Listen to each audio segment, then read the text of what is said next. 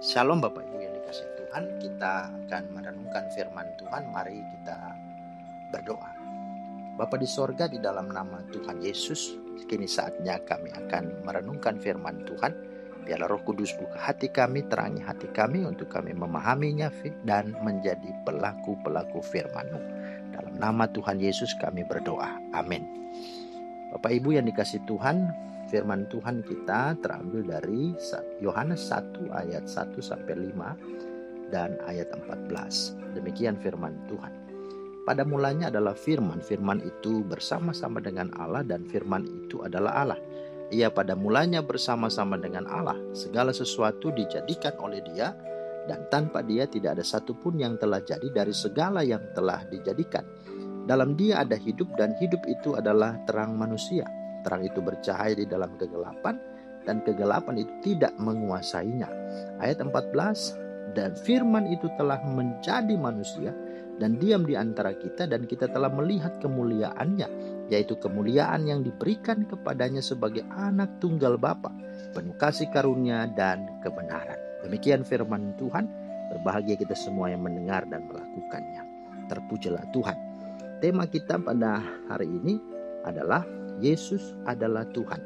Yesus adalah Tuhan. Mengapa tema ini diangkat? Oleh karena banyak orang Kristen tidak clear dan tidak clean memahami siapakah Yesus. Mereka memandang Yesus itu juru selamat. Ya. Memang itu tidaklah salah, tetapi belum sepenuhnya benar. Dan kalau belum sepenuhnya benar, maka itu sama dengan tidak benar atau bukan kebenaran. Kebenarannya adalah bahwa Yesus itu karyanya adalah menyelamatkan. Itu sebabnya disebut juru selamat. Tetapi hakikat Dia sesungguhnya adalah Tuhan. Disaksikan sendiri oleh Thomas ketika Yesus bangkit, ya, menunjukkan bekas paku di lambungnya, di kakinya, di tangannya.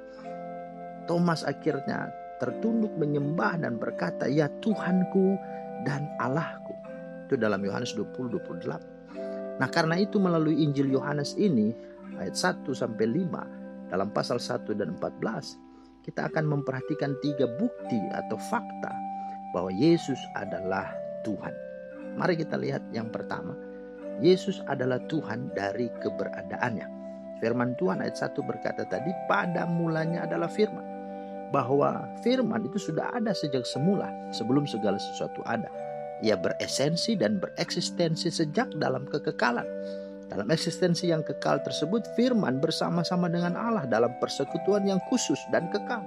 Dan firman itu adalah Allah. Jadi, Yesus Kristus sang firman sudah ada sebelum segala sesuatu ada. Dan itu berarti Dia adalah Tuhan, Dia adalah Allah. Hal ini diteguhkan lagi oleh pernyataan Yesus sendiri ketika berargumen dengan orang-orang Yahudi dalam hal apakah dirinya sudah ada sebelum Abraham. Dan di sana Yesus berkata, kata Yesus kepada mereka, "Aku berkata kepadamu sesungguhnya sebelum Abraham jadi, aku telah ada." Yohanes 8:53 sampai 58.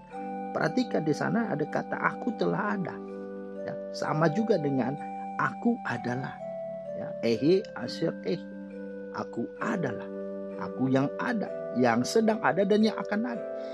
Tetapi justru dari dua kata itu bicara tentang waktu, ya, bahwa Dia ada sebelum segala sesuatu ada. Ya, tetapi yang kedua bicara tentang mutu, bahwa Dia sungguh-sungguh ada, ya, dalam segala yang ada. Kalau kita memperhatikan Roma 8:28 dikatakan Allah turut bekerja dalam segala hal. Nah, saudara, bahwa Dia tidak hanya ada, tapi Dia berada, Dia hadir. Itu disebut dengan ego emi. Aku adalah, aku adalah. Wow, ini satu bukti, satu fakta, satu kenyataan tentang Yesus dari sisi keberadaan. Hal yang kedua, Yesus adalah Tuhan dari pribadi atau dirinya. Perhatikan ayat 1 tadi. Pada mulanya adalah firman. Firman itu bersama-sama dengan Allah dan firman itu adalah Allah. Ini firman, ya, adalah Allah. Nah, di ayat 14 berkata bahwa firman yang adalah Allah itu telah menjadi manusia dan diam di antara kita. Dan kita telah melihat kemuliaannya, yaitu kemuliaan yang diberikannya kepadanya sebagai anak tunggal Bapa, penuh kasih karunia dan kebenaran. Wow, itu sesuatu berita yang agungkan, berita yang besar dan membahagiakan pastinya. Perhatikan bagaimana ya kalau kita melihat ya dan membaca dalam perjanjian lama, para nabi selalu ya, di akhir atau memulai ya, khotbah atau